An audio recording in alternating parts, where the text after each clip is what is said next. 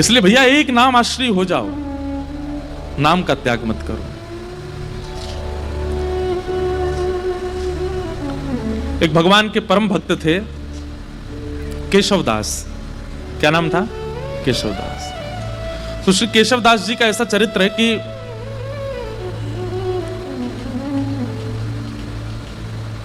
एक बार कहीं कथा में बैठे थे। वो कथा में वक्ता ने ऐसी बात कही कि जीवन में कमाई कहां लगाई जाए तो सार्थक मानी जाती है। आपने जो भी कमाया, अगर परिवार में लगाया, घर में लगाया, पत्नी बच्चे परिवार सब में, देखो थोड़ा थोड़ा तो सब जगह लगाना ही पड़ता है, लेकिन फिर भी उसकी सार्थकता कब है? हमारे द्वारा कमाया गया धन वो ऐसी कौन सी जगह लगाया जाए कि उससे सार्थक माना जाए, ठाकुर जी प्रसन्नता मानी जाए। वक्ता बोले कि अगर वो संतों की सेवा में लगा दिया जाए तो जितना अंश संत सेवा में लगता है उससे ठाकुर जी बड़े प्रसन्न होते हैं, वो सार्थक माना जाता है, वो पुण्य माना जाता है। आपकी कमाई करना भी सार्थक हो जाता है अगर संत सेवा बन रही है तो। बहुत ध्यान से सुनना। तो केशवदास जी ने ये बात सुनी कि भैया संत सेवा करनी चाहिए, उसमें जो धन लगता है वही सार्थक माना जाता है।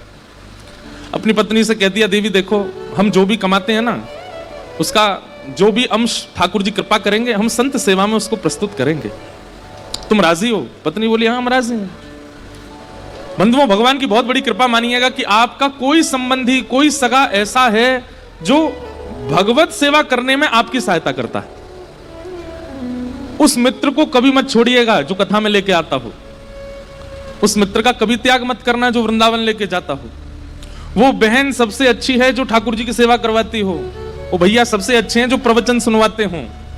वो माता पिता सबसे अच्छे हैं जो ठाकुर जी की सेवा की आज्ञा देते हों। वो पति सबसे अच्छा है जो गुरु सेवा में संग लग जाता हो।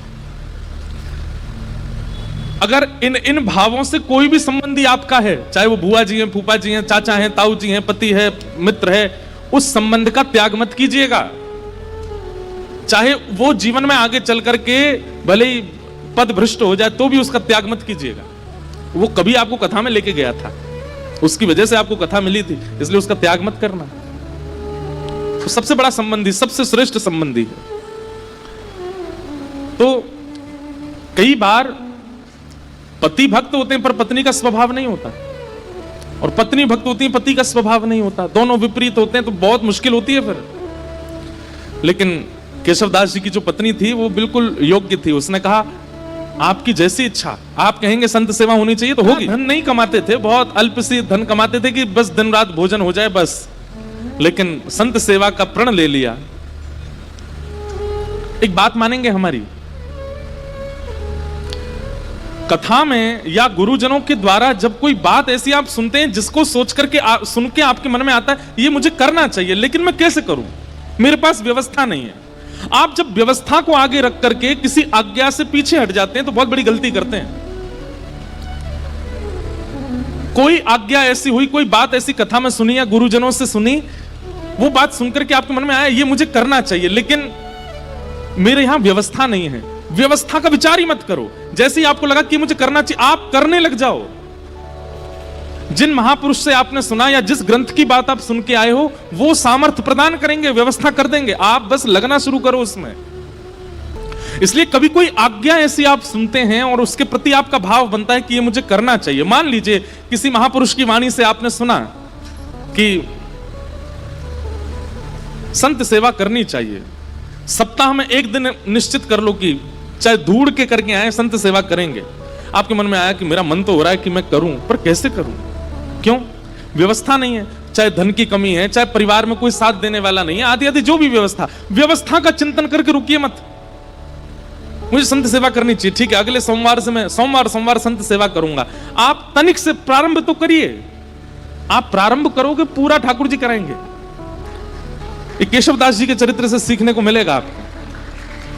केशवदास जी की व्यवस्था इतनी उचित नहीं थी कि वो संत सेवा कर सकते हैं, लेकिन कथा में सुन लिया तो मन बना लिया कि अब सेवा मुझे करनी है, और पत्नी का साथ लेकर के जो भी धन कमाते थे उससे बढ़िया प्रसादी बनाते, संतों को निमंत्रण देते, घर पर संत आते, प्रसाद पाते।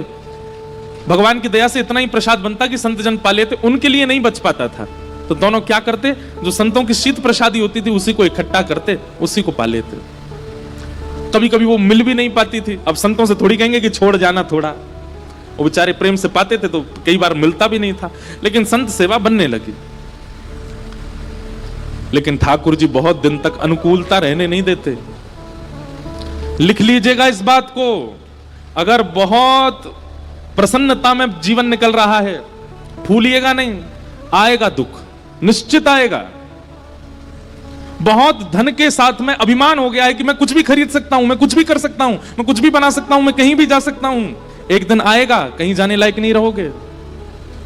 और ये विपरीत स्थिति में भी सुनिए, अगर बहुत कष्ट में जीवन जा रहा है तो परेशान मत होइए, एक दिन सुख आएगा। आज इतनी धन की व्यवस्था नहीं है कि आप एक ही वस्त्रों को 5-5 दिन तक पहनते हैं, है ही नहीं वस्त्र, चिंता मत कीजिए, एक दिन ठाकुर जी अनुग्रह कुछ करेंगे। एक स्थिति कांस्टेंट किसी की नहीं रह सकती, परिवर्तन तो होता है, चाहे वो वैष्णव हो चाहे वो संसारी हो। तो केशवदास जी सेवा करते थे, अब धीरे धीरे क्या हुआ, उनका धन जो था खत्म होने लगा, अब सेवा के लिए धन नहीं बचा। उन्होंने कर्जा लेने का मन बनाया कि मैं कर्जा ले लेता हूं, संत सेवा नहीं छूटनी चाहिए। अब बेचारा कोई धनवान नहीं होता, सामान्य होता तो उसको कोई कर्जा भी नहीं देता। बाजार में निकल गए कर्जा लेने के लिए कि कोई हमें थोड़ी सी सेवा कर दो तो हम संत सेवा करेंगे, किसी ने भी उनको देने से मना कर दिया। लेकिन एक चतुर व्यापारी था, जब ये गए उसके पास, बोले आप जो कहेंगे हम ब्याज सहित आपको वापस कर देंगे, हमें थोड़ा सा धन दे दो, संत सेवा करनी है। तो व्यापारी ने कहा ठीक है हम दे देंगे तुमको धन, लेकिन बदले में हमको ब्याज सहित धन नहीं चाहिए, एक सेवा कर दो हमारी। ये तो नाचने लगे, बोले आप जो कहोगे सो करूंगा। क्या करना है पूछा नहीं, हम आप सब लोग होते तो पूछते, भाई हम जितना धन ले रहे हैं उसके समान ही मेहनत करेंगे। बोले आप धन दे दीजिए, मैं संत सेवा कर रहा हूं, उसके बाद आ जाऊंगा, आप जो कहोगे करने को तैयार हूं। धन दे दिया, संत सेवा हो गई। संत सेवा करने के बाद पत्नी से कह दिया देखो अब अगले 1 हफ्ते के लिए हमारे पास में खूब संपत्ति आ गई है, अब तुम चिंता मत करो, संतों की सेवा पर मैं किसी को कर्जा चुकाने जा रहा हूं। तो कर्जा कैसे चुकाओगे, आप धन तो है नहीं। बोले वो सेवा करनी है, उसी से चुक जाएगा। एक भला आदमी मिल गया, उसने कहा कि पैसा मत लौटाना, सेवा कर देना। केशवदास जी लौट करके गए उसके पास, बोले भैया बताइए क्या सेवा करनी है, आप कहें तो बर्तन मांज दूं, झाड़ू लगा दूं, पोंछा कर दूं, पुताई कर दूं, क्या करना है आप बताओ। बोले हमारी एक जमीन है, वहां पर कुआं खोदना है। कुआं खोदना है, कुआं खोदने का मतलब समझते हैं, कितनी गहराई में जाना पड़ेगा, जब तक जल ना आ जाए तब तक खोदते रहो, और जब वो जल निकलना प्रारंभ हो जाए उसके बाद भी कितने फीट अंदर तक खोदना पड़ेगा, फिर चिनाई करनी पड़ेगी, कुएं में पूरा उसको आकृति देनी पड़ेगी, फिर बहुत दिन तक जल खींचना पड़ेगा, सारा मतमैला जल निकल के जब बिल्कुल स्वच्छ जल आ जाएगा तब कुएं का निर्माण होगा। इतना तो धन भी नहीं लिया था उन्होंने जितना उनको सेवा दे दी, लेकिन प्रसन्न हो गए, जो आ गया। कहां जाना है बताइए, एक बार भी ये नहीं कहा कि आप ऐसी सेवा कैसे करा सकते हैं। पहुंच गए फावड़ा लेकर के और लगे, जैसे करते निकालते फेंकते करते मिट्टी, तो वो एक गति जैसी बन गई थी, फावड़े चलने की आवाज, मिट्टी भरने की आवाज, फिर उसको दूर फेंकने, उसकी जो वो धुन बन गई थी, उसमें इतना उनको सुख मिलने लगा था कि वो राम राम जपते हुए ये करते थे। और उन्होंने नियम लिया कि ये मैं अपनी संत सेवा चुका रहा हूं, किसी से लिए थे मैंने धन संत सेवा, वो चुका रहा हूं, मैं नियम रखूंगा कि मैं इस पूरे क्रियाकलाप में संसारी बात नहीं करूंगा, केवल राम राम बोलूंगा। कुआं खोदते जा रहे हैं। 2-3 दिन बाद पत्नी को लगा ये कहां जाते हैं, सुबह के जाते हैं रात तक आते हैं। पत्नी भी आ गई, संत सेवा करके आती थी, उसको कहते थे कि अब गहरा हो गया है, तुम मिट्टी में भर के दिया करूंगा, तुम फेंक दिया करना, और सुनो कोई संसारी अपवाद विवाद नहीं, केवल राम राम बोलना।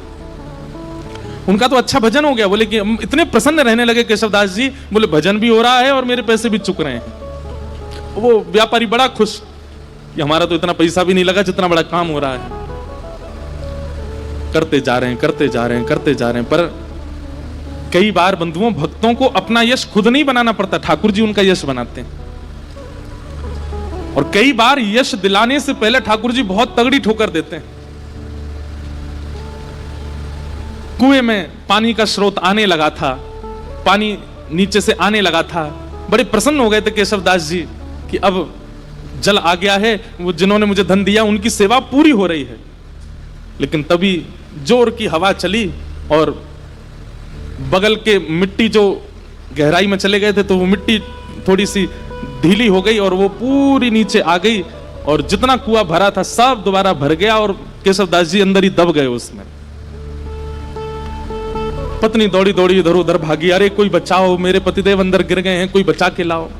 कोई धनवान मानी व्यक्ति होता तो लोग प्रयास भी करते, केशवदास जी बेचारे सामान्य व्यक्ति, किसी ने मदद नहीं की। सब सोचने लगे कितना गहरा, तुम्हारे पति को 1 महीना लगा इतना अंदर जाने में, हम इतने भीतर तक मिट्टी कैसे निकालेंगे बाहर। कुछ लोगों ने सोचा, बोले भाई अकेला निर्वन कैसे करेंगे, कुछ पैसा वैसा देके इनको शांत कर दो और कुछ धन धान्य दे करके उनको, बेचारी वो भी कहां तक किसके पास जाते हैं। लेकिन रोज ठाकुर जी से प्रार्थना करती, मेरे पति ने कभी कोई गलत क्रिया नहीं की, आपके नाम का आश्रय लिया, संत सेवा की, नाथ आप ऐसा अनहित नहीं कर सकते उनके साथ। 1 महीना व्यतीत हो गया, मृतक घोषित हो गए केशवदास जी। 1 महीना बाद जहां वो कुआं खोदा जा रहा था, अब तो वहां पे कुआं खोदने का कोई प्रश्न नहीं उठता था। लोगों ने कहा कि इसमें तो आदमी मर गया, भीतर कुआं मत खोदना यहां पे। लेकिन लोग बाग जब वहां से निकलते थे तो वो एक मिट्टी का टीला बन गया था।